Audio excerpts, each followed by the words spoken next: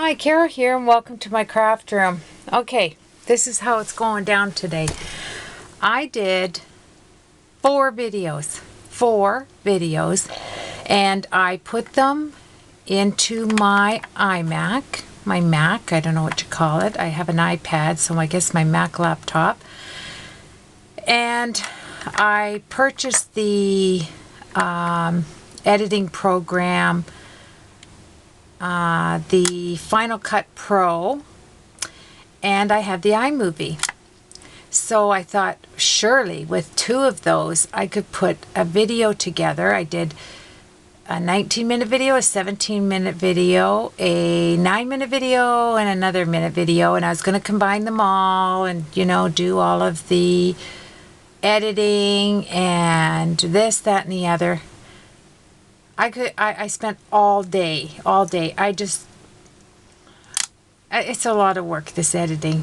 I don't think I film it properly, actually, to be able to edit, because I talk so much with my hands, and getting that out, I have to learn how to do videos that are actually good for editing. So, I'm saying all that to say this, that I don't like to keep my blog free of videos for over a week. And so I thought I'm going to just show you what I did in a video. And then tomorrow when I have my 2-hour class at the Apple Store, I booked it back to back for editing. I'm going to have them help me get those videos and show me how to make it into one video. My wonderful friend Marie Gamber, if you're looking for somebody that knows how to edit, does she know how to edit? We spent the day FaceTiming, and she was helping me all the way from California. Hey Marie! And she showed me a lot. I mean, I was able to apply what she showed me. I just wasn't able to put it together on a video that I was comfortable, you know, that I felt good with. So, anywho, she's a great friend, and thank you very much for all your help. And tomorrow when I have my lessons, this video will go up in edited form. But for now, I'm going to give you a video on my clean color pens. I love these. Oh, there I go, tapping my nails again. I bought this for $2.50. We get these refrigerator acrylic things at our dollar store for $2.50. And I bought the 60 pack. I didn't know they came in 80, so if I feel the need to get the other 20, which I don't think I will because I love all the colors that are here, I will do that. But the awesome thing about this is, hey, oh, a lot of these I didn't open yet. Look at that. I have to open these. All you do is twist the cap, and then you put your pokey tool. Let me show you what I did to get these. I put it right in that dotted thing there, like this, and then I'm making a video on how to take the packaging off of a pen. Isn't that funny? There you go. That comes off, but I have 60 of them to do. And anyway, I'll do that after. But look at these. Aren't they wonderful? You see videos on these all the time, but they are terrific in color. So I'm going to show you what I did, what I'm doing. I separated the colors into color families. The pinks, the oranges, and the purples are here. The greens, all the greens and yellows are here. And the skin tone and brown are here. I mean, there's a lot of them. Look at this, is just skin tone and browns in that 60 pack. And then the blues and grays are there. Isn't that great? I put these upside down because I am making, so I was thinking to myself, okay, Carol, I want to have a chart, but I don't want to have a gray chart, a square chart, excuse me. I could have edited that out, couldn't I have? But I don't. I'm not doing it till my class tomorrow. So I thought, what can I do to show people on how they can use their Zig Clean color pens and be able to blend with them like you do your Copics. I did a video on how to get good blending with your Copics. Now I'm going to show you what I came up with. I haven't seen this on a video. I was just thinking. Yes, and how I could make something that was great for these pens, and you could get some good ideas from, and I came up with something. So here we go. I'm going to show you here. Here's what I came up with. I took the large 12 by 15 inch watercolor paper pads, and I didn't have round dies that would fit the size that I wanted for this size here. So you want to cut one out, and this is 5.5 inch circle, which is the bottom of this box. So I just drew I think 5 or 6 of them on this, and then I took my laminator sheet and I put this in my laminator sheet and ran it through. Then this is what I came up with. So these are going to spin. I took every color in the green and yellow family. This is just the green and yellow family. All 16 colors right here in the 60 pack. I put the numbers, starts here at 041, 42, 43, 44, 45, going up in the wheel. And then I put the natural color on here, like just from the pen. And then I took the watercolor, water to it on a separate sheet of paper. So this is what I did. I took this, and then I took a sheet of acetate like this, and I put all 16 colors on the acetate, put the marker underneath the numbers, and then I set it there, and I took a watercolor pen, and I took the ink from the acetate onto the watercolor, 140-pound watercolor paper. And that way, you're not taking it from the first resource, which is your color.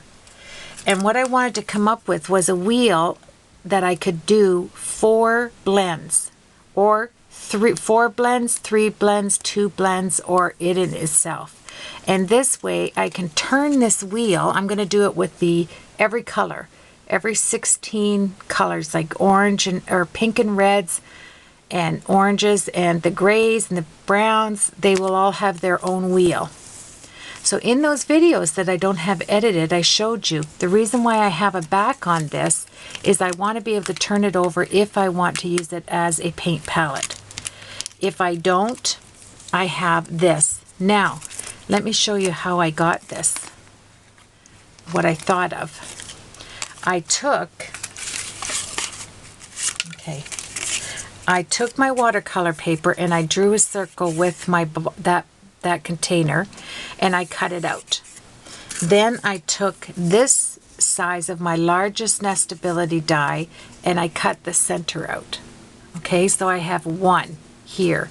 So then I needed the next one, right? So I took this and I cut another one out right here, right? Then I took my second one and cut out the center. Whoops, sorry, it's this one. And I cut out the center. So I had another wheel, like circle, right here. And then I did the next thing here, which is this one.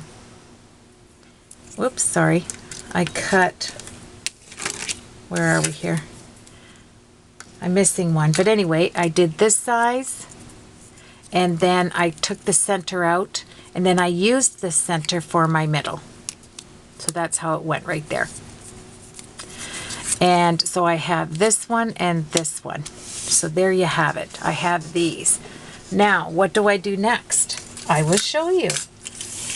So, what I did next is I took a brad. All of them are going to have a black brad. And then I took a piece of round paper. Let me get it here. And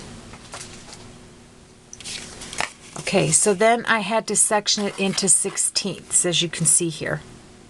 So I folded it, I did a fold in half, folded it in half, and that was my start. Then I went the other way and did it in half so I could get, I don't want to measure all of these out. It's a 5.5 inch circle. If it was a 6-inch circle, it's different. But you do get 16 pieces of pie on this, and I'll show you. I have all these cut because they're going to be in my all color families and done. So let me show you what I did. I put this down like this, okay? So then you take your first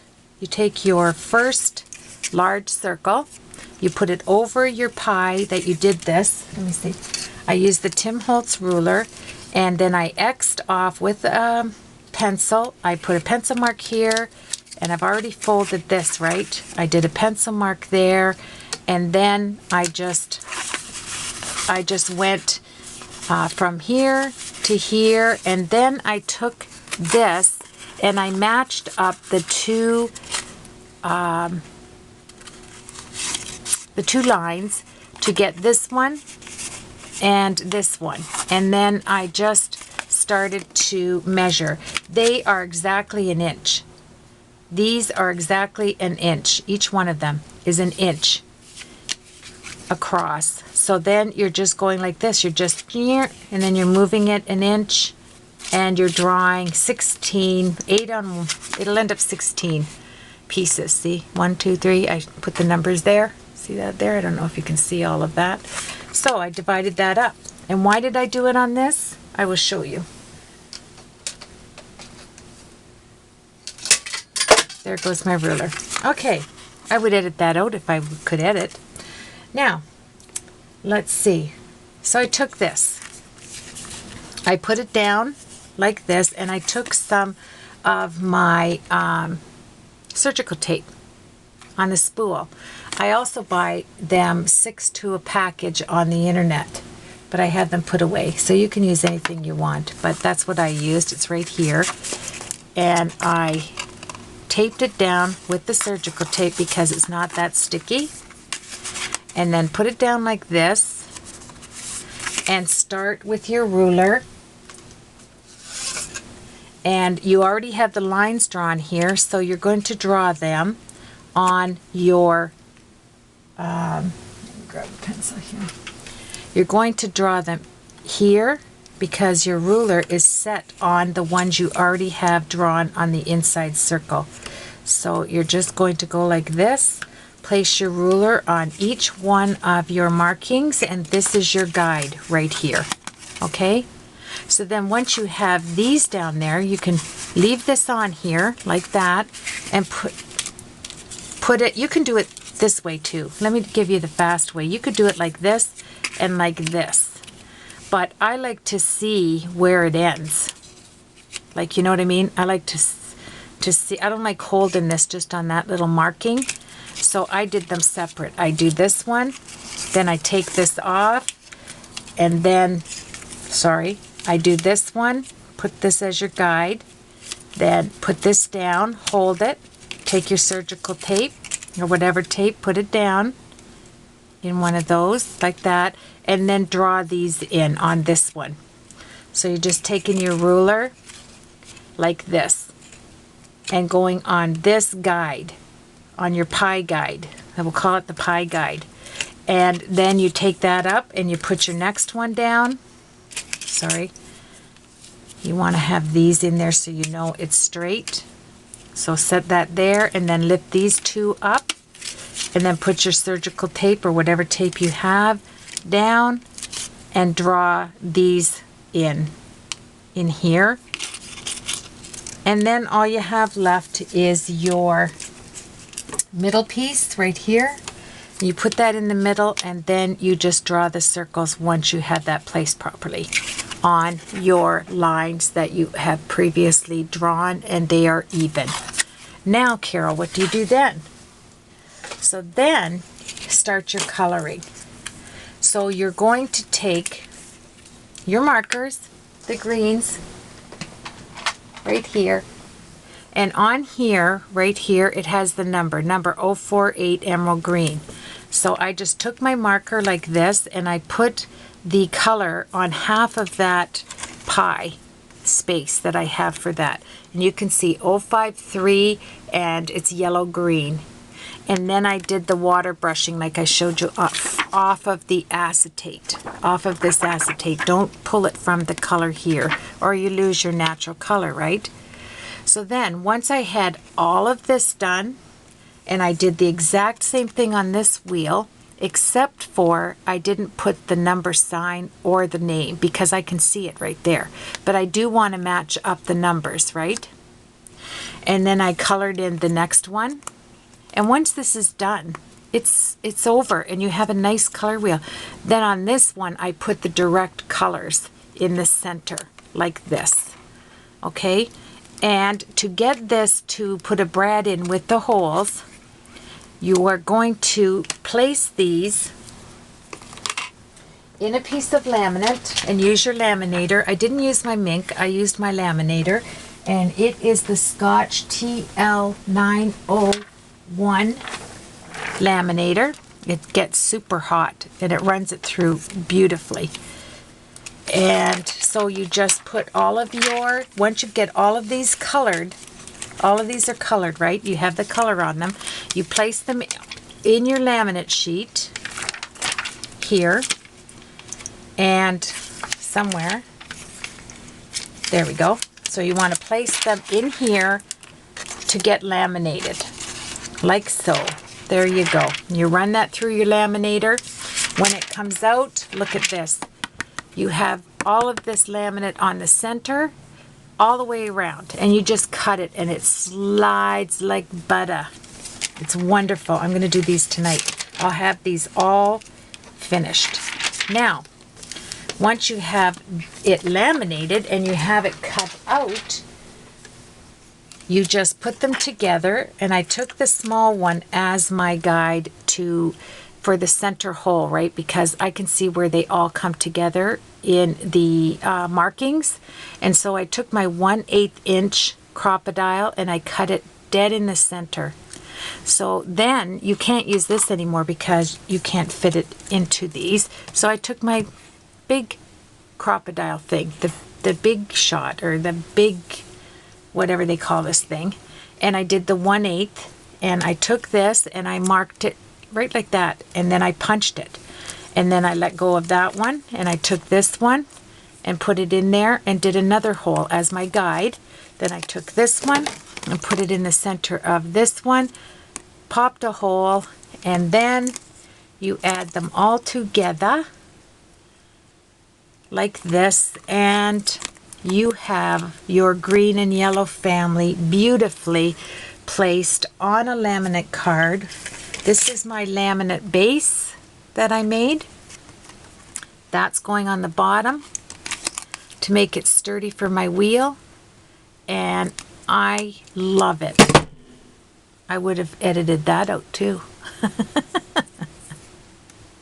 Oh, shattered nerves. So anyway, yes, this is the idea I came up with. I knew I wanted a color wheel. I just didn't know how I was going to do it. I knew I wanted to see the colors as a natural color, and I wanted to see them as a watercolor color, and I wanted to know how they would blend together without looking at the back of the let me just slide that to its position, without looking at the backs of the actual clean zig pen. And I knew a wheel would do it. Like, isn't this awesome? I'm not patting myself on the back. I'm just saying, sometimes we do come up with a good idea and we like it. And so I have them all ready to go for all my color families. I only need 3 more, and I will have all 60 on here. Now, let me just show you something here. So I was watching Jennifer McGuire, and what she did is she took a hole punch, and I kept all of my scraps here. See my scraps from cutting these out, the large size. I kept them because I am going to do what she did on the tops, because these aren't like, let me show you the difference in color. Okay, this is a 045 pale green. So let's, oh, they're just so smooth and wonderful. So there we have it. I put that down. See the difference? Can you see this? How light the cap is compared to the actual ink that goes on your watercolor paper. Isn't that amazing? Totally different. So I'm going to take my 16th, my 3/16, I think it is. Yes, 3/16 cutter. And let me see how that cuts. I won't cut on that one, but it will cut on this one. So I think I'm going to use just my cheap cutter, my hand cutter, and take a hole out with that wherever it is in my kit. But anyway, I will cut a round circle. I will glue it to the top, and I will do halfy. So I will take my watercolor pen and I will grab a little bit of this, because I can do that. Let me just grab this. Let it dry. Make sure you let it dry. And then cut a circle out of this. Put it on the top of your marker here. Just glue it down and then put glossy accents. I'm going to have it all done and then I'll show it in another video. But I wanted to get this up because I was just so excited when I thought of doing a color wheel. Like that way, let me just show you really quick. If I'm working with the 047, that is May green, this one, okay? And I want to see which one will work well together, which is the 004 and the 047. Look how nice they blend together. And then if I want to pick out another one to be lighter, I would go to the 045. Can you see that? And you can see how these blend beautifully as far as the watercolors. Now if I grab the caps to these, I just want to show you the colors they actually come out in. And this is only with one water blend. You could add more and more pigment and get a darker shade here. But I'm just saying that. And then you can go on the color wheel here and find, there's the May green. And you can see exactly what blend you came up with. So there you have it. I hope this wheel helps you, and that if you have a laminator, I think you'll love it. And then you can turn this over to mix colors while you're working with the green family, if you're doing leaves or whatever, and then wipe it down. And I think it is a wonderful tool to show you how to blend in two markers. See how they all come together here? Let me put it in order. There we are. This is in order. And there we go.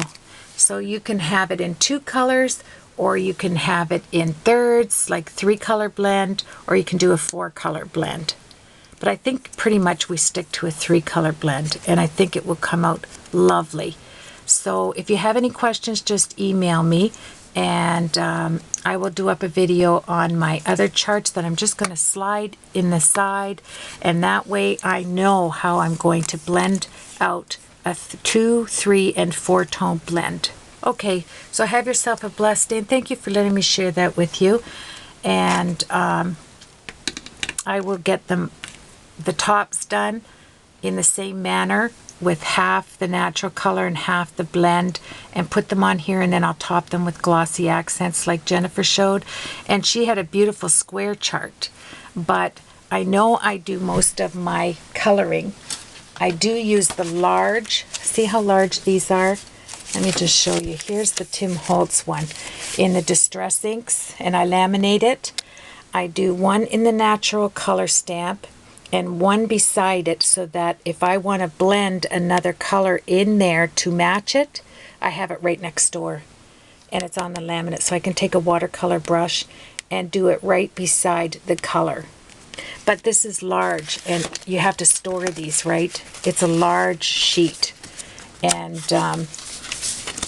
you know, there's the color wheel here. I never even thought of this one, but this is intense with the Copics. I did buy the hex chart over on, oh, I can't even think of her site there on Operation Right Home.